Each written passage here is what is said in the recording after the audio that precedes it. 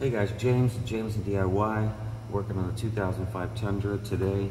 I'm going to be doing some rotors, some calipers, some brake hoses. This thing's got a pretty bad brake pulsation. Steering wheel shakes pretty bad when you hit the brakes. I machined the rotors a few months ago, and now they're out of spec and they're warped again. What I did notice is that when you brake, the truck tends to pull to one direction. I forget which one, but the calipers haven't been serviced before. The brake hoses are still original, and pieces of them are starting to flake off the rubber. So I just want to do that, get it all done and out of the way. It doesn't need pads yet. We're going to do them anyway since we're in here. For sure it needs rotors because they're out of spec and I cannot machine them one more time. So let's get started. First thing we'll do is top off the brake fluid.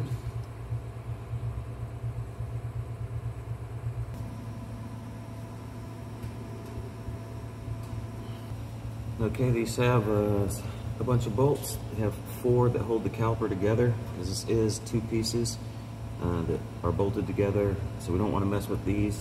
We just want to take these 2 out. Gotta get the brake line loose.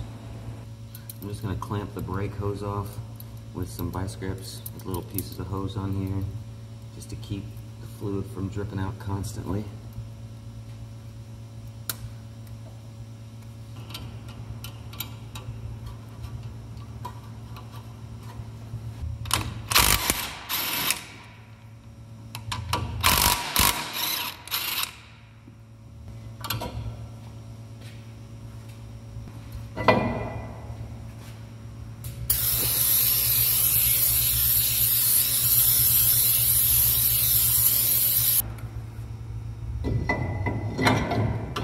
Okay, we've got our 2 calipers here. This is the driver's side. When you're looking at both of your new calipers, you want to make sure that obviously they're the same.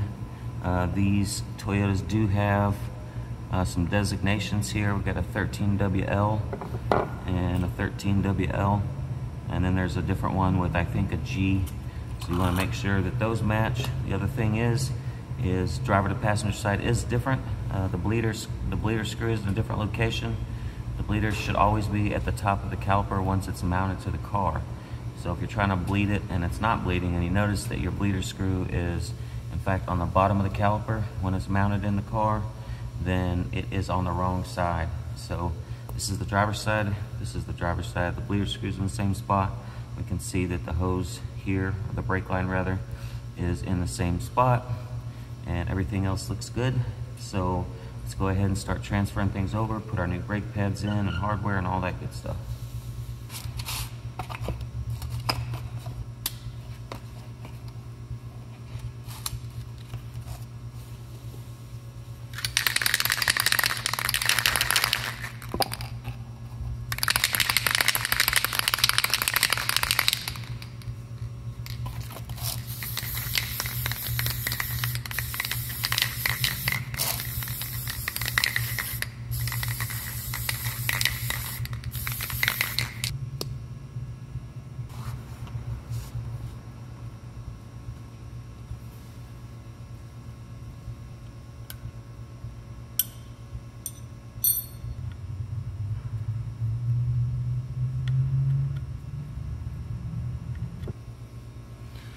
Calipers came with new slide pins. I'm just going to put a little anti-seize on the pins here.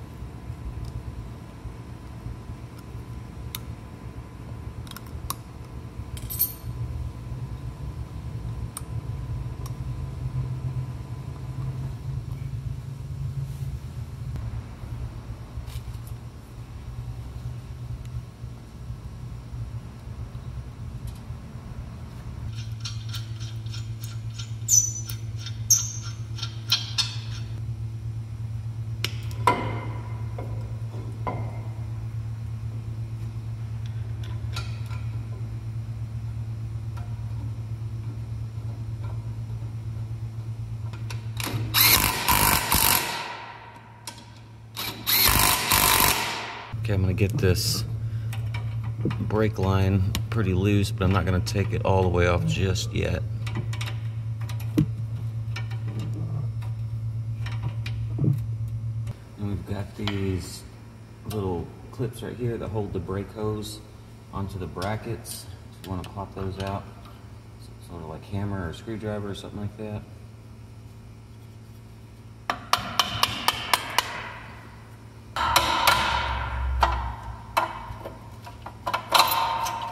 And we've got the same one on the top.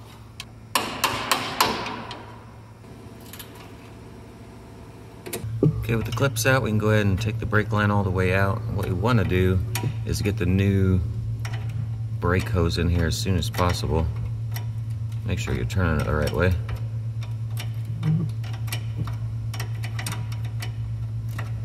Because we don't want the master cylinder to run dry of brake fluid. So once you get this off, get ready to put the new one on.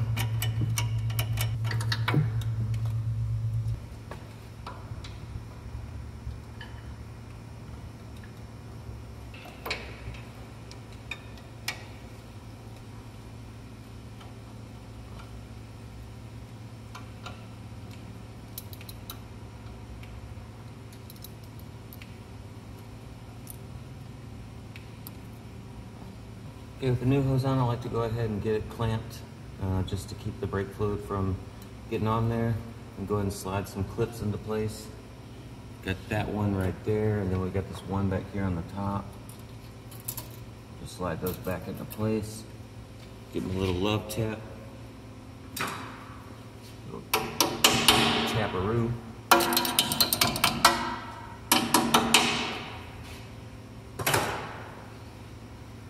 Okay, I left this brake line and the caliper loose so that I could just kind of work it the way I need it to. Because it will probably fight you a little bit. So you may have to bend it slightly in order to get the threads lined up. You want to make sure these are perfectly lined up before you start wrenching on it. Alright, all the threads are started, so I'm going to go ahead and tighten up all the fittings. Just use a regular wrench to get them snug, and then I'll use a line wrench to tighten them down to the final torque.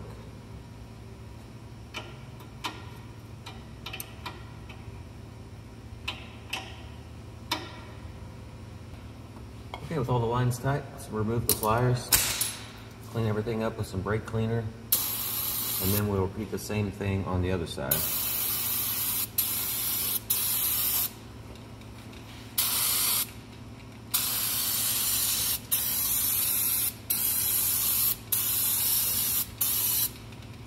Something I thought was pretty interesting and irritating is that this bleeder screw on the new caliper is actually bent. Luckily the threads in the caliper were still good, so I just swapped over the bleeder screw from the old to the new. So I don't know what's going on with that. Quality control is not on top of things.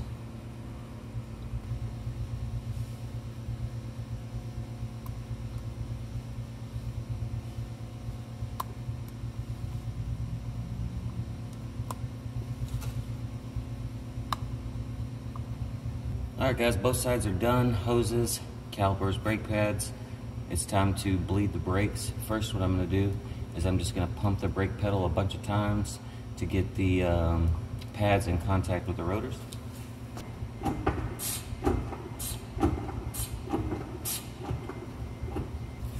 Okay guys, there's a couple ways to bleed the brakes. The best way I think is with two people. One will pump the brake pedal, then hold it. While they're holding it, you will open the bleeder screw up here. This will release air and fluid, and you'll continue to do this until it's just fluid coming out. You do that on both sides. Anywhere you disconnected brake lines, you'll want to do that. With the hoses clamped off like we did, the air is going to be basically right here in the caliper, and then just right up to the points where we disconnected.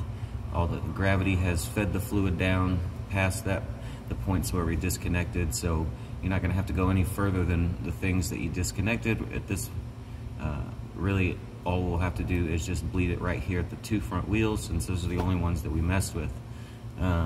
Before you start, you want to make sure that the brake fluid in the master cylinder is topped all the way up, just in case you forget about it. You don't want that to run dry. That can make a bad day. So there's the 2-person method. I won't go into any more detail on that because you can find that all over the internet. And then there is other methods with vacuum or pressure that you can use. I'm going to try to use this fluid evacuator to just pull a vacuum on the brake bleeder screw. And if I can't get all the air out that way, then I'll have someone help me pump the brake pedal so that we can get the rest of the air out.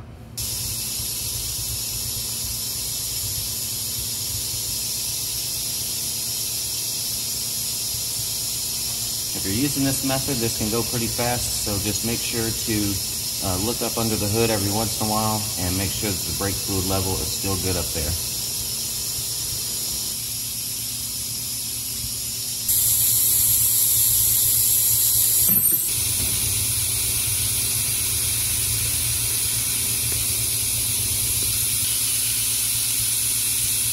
Okay guys, I've got it mostly bled. I've had to repeat the process of pumping the brake pedal and then using the fluid evacuator to suck the fluid out. It's mostly worked. What I'm going to do now is I've already re-pumped the brake pedal again. I'm going to go to undo the bleeder screw and let this thing gravity bleed for a little bit until someone gets here, and we can just finish it off with a 2-person bleed. 2-person bleed, like I said, is probably the best and the fastest way, and it doesn't require any special tools, so that's what I recommend doing. The person in the car will just pump the brake pedal, let's say 5 times or so, hold the brake pedal, you'll loosen the bleeder screw, allow the fluid and air to come out, tighten the bleeder screw back, then they'll let their foot off the brake pedal and repeat the process maybe 3 times. Usually is about all it will take to get the air out of this. If you don't have the second person, it's going to take longer, so that's why I recommend that method. But for now, until someone gets here, we're going to just let this gravity bleed. So with all the brake pedal pumping and the fluid evacuator, pretty much all the air is already here in the caliper. We've gotten the air out of the hoses and lines and all that good stuff. So the air is going to want to go to the highest point on the caliper, which is why the bleeder screw is at the top. So when we just leave it open here and let it drip, any of the tiny little remaining air should purge itself from the caliper, and then we can tighten it back up and be on our way.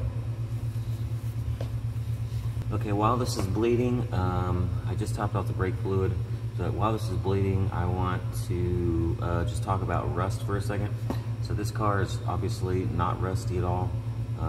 It's been in the South its whole life from what I know of. If you live in an area where all this is rusty, the brake lines are probably going to be the worst spot. You know, things like this bleeder screw and then the brake lines and stuff like that. If yours is like super rusty and you're not experienced dealing with rusty anything, especially rusty brake lines, I would recommend that you just don't touch it and then take it to a professional to have it done, because it can ruin your whole day, week, month if you are not experienced and you try and break a brake line free and it's rusty and it just breaks off or it rounds off and you don't know how to deal with it. That can ruin your day. So like I said, if yours is rusty and you're not experienced dealing with rust, I wouldn't mess with it. Okay guys, let's wrap it up. The fluid is topped off, the wheels are bled. It's a pretty easy process. I would recommend having 2 people for the bleeding part. If you're not changing out calipers and hoses and all that, then you don't even have to mess with all this bleeding. You just leave the lines connected. Support the caliper when you pull it off of the rotor, and so that that little rigid piece of metal brake line doesn't bend or kink or break or anything like that. So you'll support the caliper with some sort of something to hang it or something like that. And then you won't have to mess with bleeding, obviously, if you're not opening any of those lines. If you're just doing brakes and rotors and stuff like that, just your normal brake job. Other than that, that's it, guys. Appreciate you watching. Hope this helped somebody, and we'll see you next time.